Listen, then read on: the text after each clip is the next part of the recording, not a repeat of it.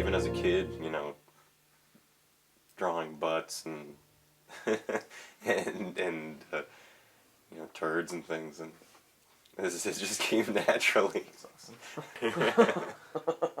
For years before I was published by Fantagraphics, I was doing a comic called Angry Youth Comix, and that was the comic that they picked up. It's a humor comic for the most part, for all the parts.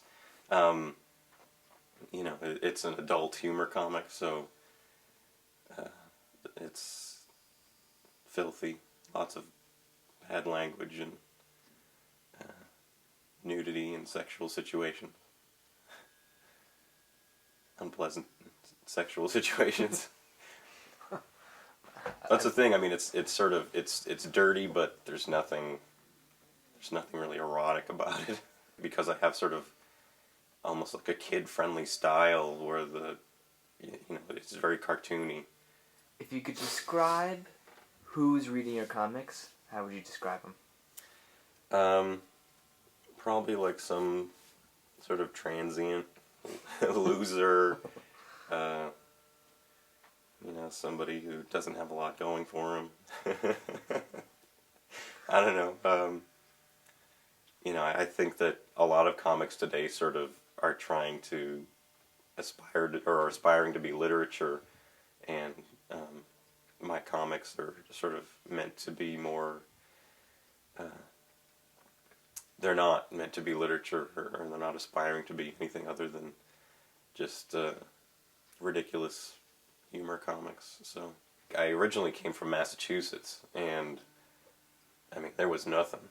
There was nobody, I didn't know anybody who was interested in comics. I didn't know anybody who had, who collected comics, drew comics, anything.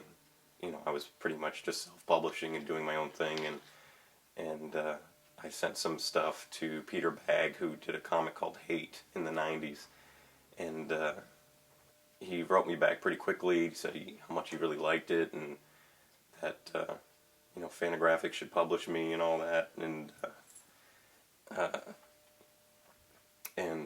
so fast forward a couple months,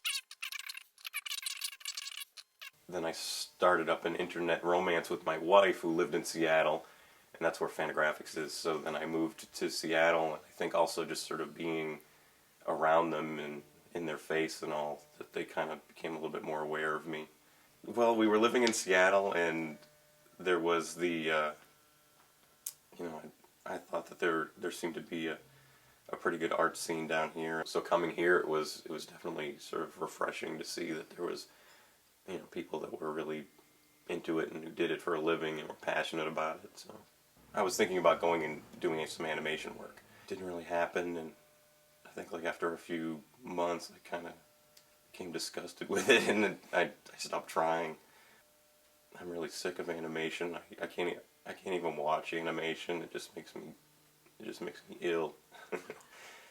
I'm ill right now because I was watching some animation last night. I mean, I've done stuff for Hustler before, which was a very annoying experience.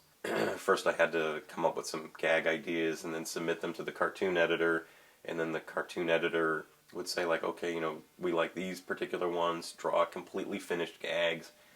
So then I would, draw and color completely finished gags, and then he would then take those and then show them to Larry Flint, and then Larry would have to sort of like give him a thumbs up or thumbs down. And at that point, I still don't even know, my getting paid for all this work is still, yeah, I mean, for the money it was that I was being paid for, it kind of wasn't a fun experience, so I never tried to do that again. It's good that there seems to be a lot of interest in a lot of interest in the old comics, and sort of reviving a lot of the older comics and putting them in nice new editions like the Peanuts books and the all those sort of collections of all the old comics, and that's really great that there's sort of been sort of a revival of that. As far as new comics go, as I mentioned before, there's a lot of there's sort of this aspiration to be literature and being taken seriously, and I think that sort of undermines the spirit of fun and excitement that comics used to have.